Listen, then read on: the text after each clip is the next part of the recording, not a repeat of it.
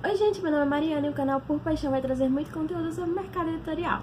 Com bastante atraso, eu trago pra vocês o segundo vídeo do Clube de Leitura de Sapiens, de Yuval Harari. Se você não conhece o projeto, eu vou deixar o link aqui no card, ou aqui no card, depende de onde a câmera colocar, pra vocês verem o vídeo de introdução.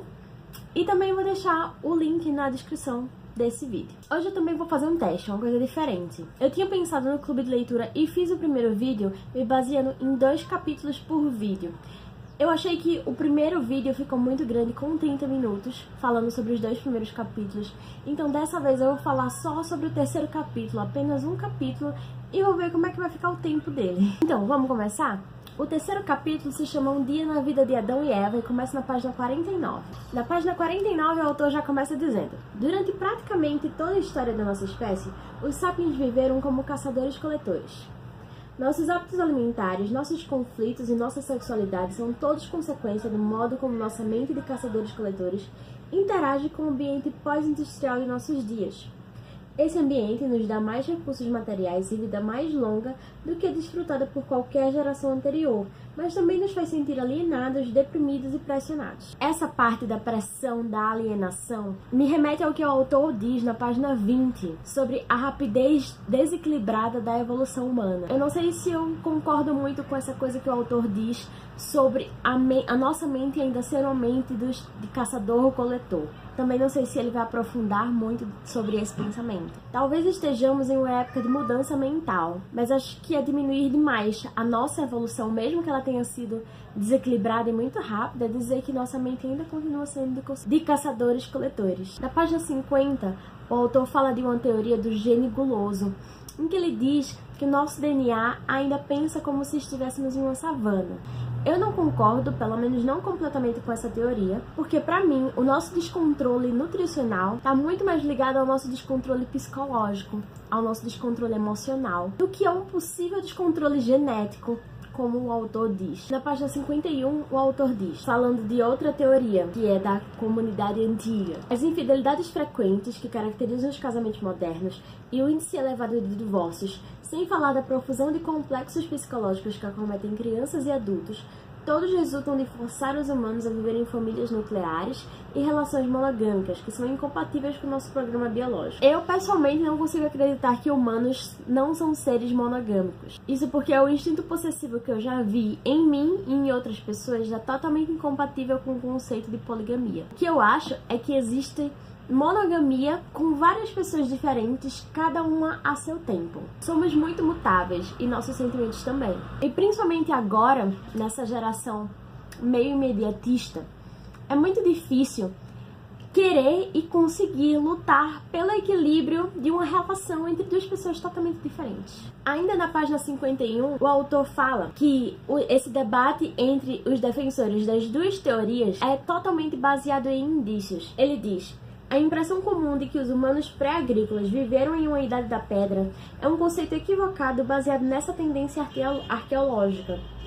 Seria mais adequado chamar a idade da pedra de idade da madeira, pois a maioria das ferramentas usadas pelos antigos caçadores-coletores era feita de madeira. O autor vai aprofundar um pouco mais nas próximas páginas, dizendo que a vida dos caçadores-coletores é extremamente desconhecida, porque eles não deixaram registro. Então todas as teorias são baseadas em indícios escassos, como ele diz aqui, porque naquela época não se registrava nada. Na página 52, o autor começa assim: dificilmente é uma atividade, uma crença ou mesmo uma emoção que não seja mediada por objetos concebidos por nós mesmos. Mal percebemos o quanto nossos objetos são onipresentes até precisarmos nos mudar para uma casa nova. Os caçadores-coletores se mudavam todo mês, toda semana e às vezes todo dia, carregando nas costas o que quer que possuíssem. Não havia empresas de mudança, carroças e nem mesmo animais de carga para dividir o fardo. Consequentemente, eles tinham de se virar apenas com as posses essenciais. Para mim, eu acho que diferente de nós, os caçadores-coletores não precisavam se virar com as posses essenciais. Eles simplesmente não tinham necessidade de ter mais do que tinham. Então não é que eles queriam algo e não tivessem porque eles precisavam se mudar. Eles simplesmente apenas viviam com aquilo de que eles necessitavam. O autor fala assim no final da página 52. é, em grande medida, o mesmo dilema que um futuro historiador enfrentaria se tivesse de retratar o mundo social dos adolescentes do século XXI unicamente com base no que sobrevivesse das cartas trocadas entre eles, já que não restariam registros de conversas telefônicas, e-mails, blogs e mensagens de texto. Então, eu acho muito interessante essa passagem, porque imaginar um historiador procurando cartas de adolescentes do século XXI é muito interessante e engraçado. Mas eu não acho que esse seja o caso dos caçadores-coletores. Não é que a gente não tenha informações sobre o que eles realmente usavam. Quer dizer, isso também, né? Tem muitas coisas que se perderam. Mas com essa colocação, parece que o autor quer dizer que os caçadores-coletores tinham outras formas de tecnologia que a gente não conhece, mas que eles usavam. Mas eu não acho que isso seja verdade. Eu acho que simplesmente as coisas essenciais para eles eram muito mais básicas e em menor quantidade do que a gente sequer consegue pensar. Porque o nosso mundo é cheio de coisas materiais, cheio de objetos que mediam nossas vidas, como o autor diz aqui no começo da página, que os caçadores-coletores simplesmente não precisavam. Na página 53, o autor fala sobre utilizar as sociedades modernas de caçadores-coletores como base para saber mais informações sobre os caçadores-coletores de antigamente. Mas como o próprio autor diz aqui no começo da página 53, todas as sociedades caçadores-coletores que sobreviveram até nossos dias foram influenciadas por sociedades agrícolas e industriais adjacentes. Isso é básico, assim. Isso é óbvio. Porque é impossível, no dia de hoje, uma sociedade, um grupo de pessoas não serem influenciadas de alguma forma pelo mundo atual. O autor também diz aqui que as sociedades caçadoras-coletoras modernas sobreviveram principalmente em áreas com condições climáticas difíceis e terreno inóspito, inadequado para a agricultura. Essas sociedades caçadoras-coletoras modernas, elas vivem no deserto de Kalahari, no sul da África, em áreas de deserto ou de frio intenso. Isso não condiz com as condições em que os caçadores-coletores de antigamente viviam. Eles precisavam de condições férteis. Eles precisavam de condições não hostis para viver. Essas pessoas, essas sociedades modernas, elas vivem desse jeito porque elas conseguem. Mas os caçadores-coletores de antigamente, eles não conseguiam. Se eles não tivessem um terreno fértil para sobreviver, se eles não tivessem água suficiente, se eles não tivessem comida suficiente, eles simplesmente saíam daquele lugar e iam procurar outro. Porque não existia outra forma de sobreviver senão vivendo do que a terra dava. E lógico, o tamanho de uma sociedade, de um grupo, de uma tribo que vive ao lado de um rio é totalmente diferente, por exemplo, de uma sociedade, de um grupo, de uma tribo que vive em um terreno mais afastado, com condições climáticas diferentes. Isso muda as relações sociais, isso muda a estrutura do bando. Enfim, tudo isso tem que ser levado em conta. E também a característica mais notável das sociedades caçadoras-coletoras e também do ser humano como um todo é o quanto todos são diferentes uns dos outros. As sociedades caçadoras-coletoras eram diferentes umas das outras. Nós, humanos, somos diferentes uns dos outros. Nossas sociedades são diferentes umas das outras. Atualmente, imagina lá, há milhares de anos. Na página 54, o autor diz: graças ao surgimento da ficção, até mesmo pessoas com a mesma composição genética e vivendo em condições ecológicas similares foram capazes de criar realidades imaginadas muito diferentes, que se manifestavam em diferentes normas e valores. Os debates acalorados sobre o estilo de vida natural do Homo sapiens perdem de vista a questão principal. Desde a revolução cognitiva, não existe um único estilo de vida natural para os sapiens. Há apenas escolhas culturais dentro de um conjunto assombroso de possibilidades. Essa é a maior lição desse livro, creio eu. Mostrar que não existe um único estilo de vida natural. Não existe uma única cultura, uma cultura certa. São escolhas culturais. Somos moldados a partir de experiências anteriores. Somos moldados a partir de ficções que foram criadas anteriormente. Na página 55, o autor fala um pouco da domesticação dos animais, especialmente do cachorro, mas eu não vou me aprofundar nesse assunto por causa do tempo do vídeo. E na página 56 o autor fala de como era a interação dos sapiens de uma tribo com outra. Ele diz que, em média, uma pessoa vivia muitos meses sem ver ou ouvir um indivíduo de fora de seu bando, e ao longo de sua vida encontrava não mais do que algumas centenas de humanos. a população sapiens vivia espalhada por vastos territórios. Antes da Revolução Agrícola, a população humana do planeta inteiro era menor do que a de São Paulo hoje. Na página 57, o autor ainda fala um pouco sobre essas interações entre tribos e fala sobre como os sapiens eles invadiram a Austrália. E eu queria só pontuar essa escolha de palavras do autor de falar invasão da Austrália. Porque assim, o conceito de invasão vem do conceito de propriedade privada, que os sapiens de antigamente não tinham. Então eu acho deveras interessante o autor falar sobre invasão da Austrália, quando simplesmente o que aconteceu foi uma migração. O autor fala aqui que as aldeias de pescadores podem ter aparecido no litoral das ilhas indonésias há 45 mil anos, antes mesmo da Revolução Agrícola. E dessa forma isso progrediu para o que ele chama de primeiro empreendimento transoceânico. No final da página 57, o autor fala assim: apesar da imagem difundida de caçador, a coleta era a atividade principal dos sapiens e lhe fornecia a maior parte de suas calorias. Os sapiens não saíam apenas à procura de alimentos e materiais, também saíam à procura de conhecimento. Para sobreviver, precisavam de um detalhado mapa mental de seu território. O caçador-coletor médio tinha conhecimentos mais abrangentes, mais profundos e mais variados de seu meio imediato do que a maioria de seus descendentes modernos. Hoje, a maioria das pessoas nas sociedades industriais não precisa saber muito para sobreviver. Você precisa saber muito sobre sua diminuta área de especialização.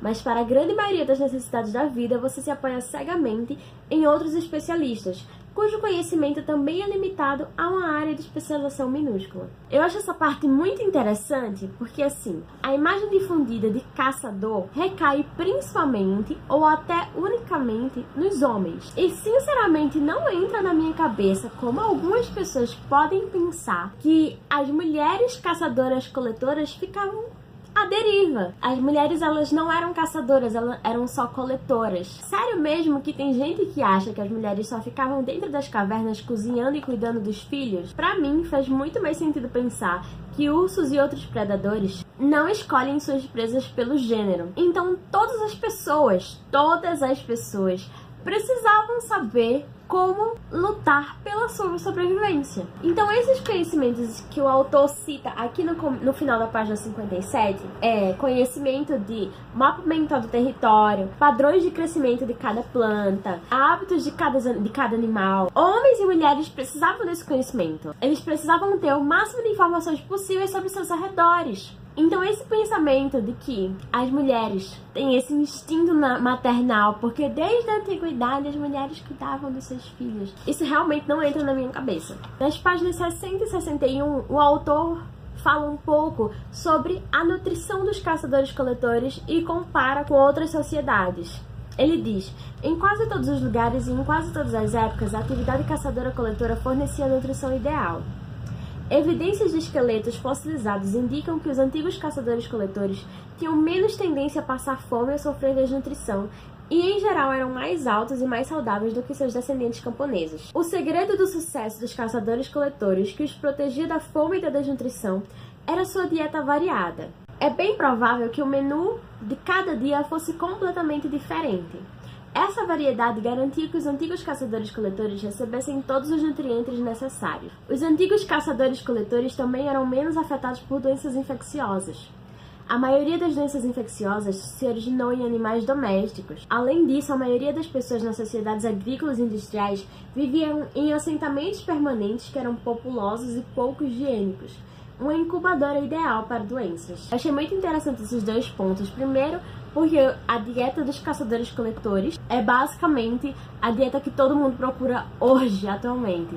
Todo mundo tenta achar esse equilíbrio de variação que nos dê uma alimentação saudável, com todos os nutrientes necessários. E eu não fazia ideia dessa coisa das doenças infecciosas virem por causa dos animais domésticos, em sua maioria. Na página 63, o autor começa a falar um pouco sobre a espiritualidade dos caçadores-coletores. A maioria dos acadêmicos concorda que as crenças animistas eram comuns entre os antigos caçadores-coletores.